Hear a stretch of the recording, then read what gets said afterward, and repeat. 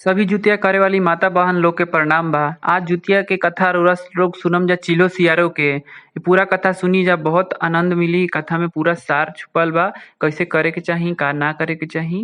अच्छा लगे कथा तो चैनल के सब्सक्राइब करी जा और वीडियो के लाइक करी जा। एगो चील्हो रही एगो सियारो रही, दोनों जानी में बड़ी दोस्ती यारी रही। तो एक दिन का भइल कि पीपल के पेड़ के ऊपर चील्हो रहत रही, नीचे सियारो रहत रही। दोनों जानी में बड़ी दोस्ती प्रेम रहे। रहते रहते रहते रहते जिउतिया बरत आइल। वो दिन का भइल कि सब औरत, मैं गांव के औरत जिउतिया व्रत कैले रही जा। नदी के तट पर जाके बैठ के नहैली जा, धोइली जा, कथा सुनत रही जा। ई अपन कहत है चिलो सियारो बगले में रहे पेड़। तो कहली नो कि ये बहनी काहे मेहरानू सब जुटल बाई जा। तो चिलो कहरी कि जानत नहीं को आज जिउतिया व्रत ह, आ सब जनी अपन बैठल बाई जा कथा सुने। तो कहली कि ठीक बा, तनी काहे खातिर करे ली जा। तब बेटा खातिर कर ली जा कि बेटा हमारा बढ़िया रही हनो, वही खातिर जीवित रही, वो खातिर अपन करे ली जा। तो कहली कि हमियों के करी जा। तो कहली ठीक बा, अगला साल नु। फिर अगला साल आइल तो ये अपन दोनों जानी व्रत कैली जा।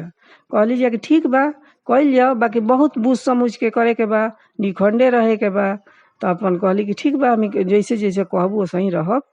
अपन अगला साल भूखली जा। तो का भइल कि वो गांव के साव के एगो लइका मर गइल। जब लइका मर गइल तो मसान घाट में ले जाके जरलन जा। तो ये अपन बगले में रही। अब इनका राहत नहीं के सांझ हो गइल। तो अब इन जाके का कैली कि उनकर कुल मांस नोच नोच खैली और ना तहाड़े ले अइली, अपना मनानी में धो देली। अन्हार हो गइल, रात हो गइल। तो अपन कहत खाए लगली। तो कहली ऊपर से चिलो बहनी कि ए सियारो बहनी का तहर मननिए में बाजता। तो का कही हे बहिनी, अंजरी पजरी के हाड़ बाजता। तो कहली कि बूझ समझ के रही ह, जिउतिया व्रत ह। तो हाँ हम बूझ समझ के बानी। उ तो ना मनली, खा लेली। उ अपन निखंडे रही। बिहान भइल अहिर एगो दूध दुही के ले जात रहे, बाल्टी में मरली, चोंच लगा के दूध से पारण कर लेली, अपना घरे रहे लगली। अभी रहत रहत दोनों जनी मर गइली जा। दूसरा राजा के, एक राजा के दूसरा ई दोनों जनी बेटी जम ले जा हनो। तो जवन चील्हो रही तवन छोटी बेटी भइली, आज सियारो रही तवन बड़ी बेटी भइली। जब सियान हो गइली जा, दूसरा गांव में शादी बियाह भइल, दूसरा गांव राज में। तो उ अपन एक वो राजा से भइल, बड़ी जानी के राजा से भइल, छोटी जानी के प्रजा से भइल। वो एके गांव में शादी हो गइल। अच्छा, तो अब वजह से का भइल कि उनकर बात बड़ी जौन बहन रही उनकर 7 गो बेटा होखलन जा, बाकी 7 मर जा। आ सियारो के चिल्हो के बा तो चिल्हो छोटकी रही। तो इनकर 7 गो भइलन जा, 7 जिंदा रहन जा। तब गइलन जा कि ए बहिनी जब बड़ा हो गइलन जा तो उनके राज दरबार में जात रहन जा। उनके गांव में अगल बगल गांव रहे, जैसे कि तुर्ती मुंजी हो गई वो सही रहे।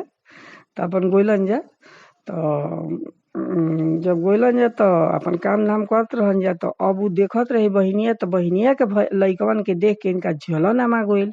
तो कहली कि ओ हमार लइका मर जाता ओसन, एक और लइका कैसे जिंदा बसन।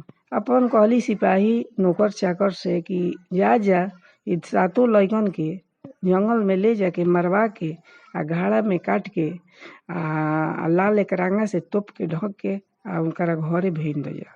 तब हमरा मियाँ शांति मिली। का करसन उनकर नौकर चाकर कि ले गइलसन आ घाड़ा में उनकर सब 7 जना के धर काट के बड़े बड़े नादी घैला जे भी हो ओमे अपन डाल के लाल एकरांगा से बांध के उनका घरे भेजवा देलन। जीवित बनन बाबा का कैलन कि सब सर के सब एथी के जौन बाचल तौना के माटी के लइका 7 जना के बना के जीव डाल के 7 जना के भेज देलन घरे। तब उनकर माई देखली तो 7 बेटा हमार बोले भाई घाड़ा में का आइल बा। घाड़ा में देखली तो फूल फल भरल बा। अपन देख के बड़ी खुश भइली। बड़ी बहिन जाना तारी कि कब बहिनिया के कुछ खबर ना आयल कि का भइल का ना भइल। चली तो ओकरा घरे देखी तो कि काहे रोत वोत नइखे। गोइली देखे न तो कहतड़ी ए बहिनिया तू का कइले बाइस कि तोर बेटन के हम मरवाइयो देनी तबो तोर बेटा जिंदा बासन, हमार बेटा मर जासन। तो ए बहिनी का कही, तू अगला जन्म के तारा बात याद नइखे, हमरा याद बा। त का कह। तो देखो हम रही चिल्हो आ तू रहू सियारो आ जिउतिया बरत मेहरानू कइले रही जा कथा। कहली जा कि तू कहलू कि काहे खातिर कुल नदी के तट पर बाई जा। हमी के पीपल के पेड़ के छाया में दोनों आदमी रहत रही, ऊपर हम रहत रही डाल पो आ तू रहत रहू नीचे मनान में। तो हमरा सब बात याद बा। तू जिउतिया बरत तो कहनी जा कि जिउतिया बरत करतई जा बेटा खातिर। तो हम तू कहलू हम कहनी कि हाँ कइल जाओ हमी के अगला साल। तो अगला साल कहनी जा तो तू ना मन लो जाके गांव के साव के लइका मरल रहे तो ओकर मांस देखलू कि चिता जरता। तो मांस देखलू तो खाए लगलू। आ खा के हाड़ो लेके अइलू खइलू। पूछत तनी ऊपर से कि ए बहिनी का बजता तारा मननिया में। तो तू कहलू कि अंजरी पंजरी के हाड़ बजता। तो हम ना मननी तो कहनी कि ठीक बा तू ना ठीक बा बुझ समझ के रही हो। तो उहे बचिया तू अगला जन्म में इहे कइले बड़ुए से तहार लइका सब मर जाता हसन, हमार जीत जाता हसन। एह से जिउत बंधन बाबा के 24 घंटा के निखंडे रहे के चाही और पूरा ईमानदारी से करे के चाही जुतिया। धन्यवाद।